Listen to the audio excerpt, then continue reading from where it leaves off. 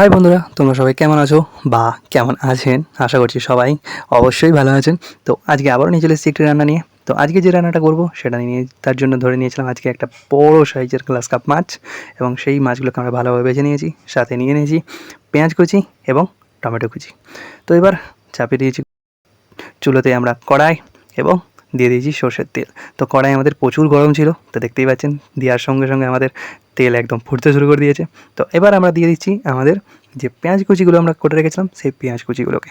তো পেঁয়াজ কুচিগুলোকে দেওয়ার পর আমরা এবারে ভালোভাবে এটাকে নাড়তে থাকবো এবং হালকা রকম ভাজতে শুরু করে দিচ্ছি।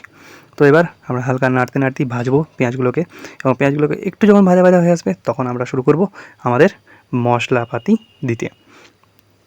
তো আজকে যে রান্নাটা আমরা করব সেই রান্নাটার জন্য নিয়ে নিয়েছি গ্লাস কাপ মাছ। তো বুঝতেই পারছেন, তো আজকের যে রান্নাটা হচ্ছে সেই রান্নাটা হলো গ্লাস কাপ মাছের তেল পেঁয়াজি। তো কীভাবে করছি সেটা আপনাদেরকে দেখাচ্ছি। তো তা করতে করতে আমরা দিয়ে দিয়েছি একটু পরিমাণ মতো নুন, এবং নুনটা দিয়ে আমরা আরও কিছুক্ষণের জন্য আমরা ভাজতে শুরু করে দিয়েছি।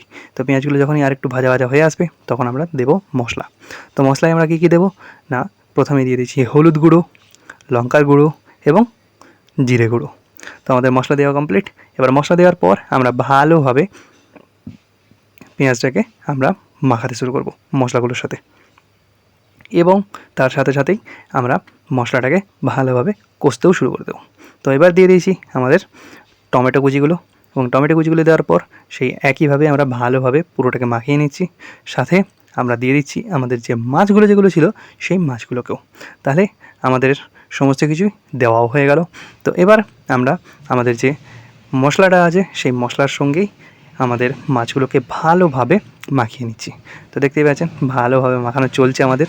তাহলে আমাদের যে রান্নাটা যেটা আছে সেই রান্নাটার বলতে গেলে অর্ধেক কমপ্লিট হয়েই এসেছে, গ্লাস কাপ মাছের তেল পেঁয়াজি।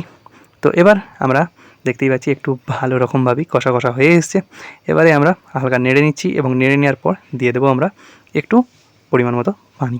তো প্রথমেই বলেছি আমরা রান্না করছি গ্লাস কাপ মাছের তেল পেঁয়াজি, তাহলে আমরা বেশি ঝোল দেবো না, অর্থাৎ পানি দেবো না, তাহলে ঝোল ঝোল হয়ে যাবে। তো হালকা রকম আমরা দিয়ে দিয়েছি পানি। তো এবং পানি দেওয়ার পর আমরা পুরোটাকে ভালোভাবে নেড়ে নিচ্ছি, এবং নেড়ে ঠিকঠাক করে দিচ্ছি, এবং মাছগুলোকেও সাইজ করে দিয়েছি। তো দেখতেই পাচ্ছেন আমাদের এটা কমপ্লিট। এবারে দিয়ে দেবো আমরা ঢাকনা কিছুক্ষণের জন্য এটা সেদ্ধ হওয়ার জন্য।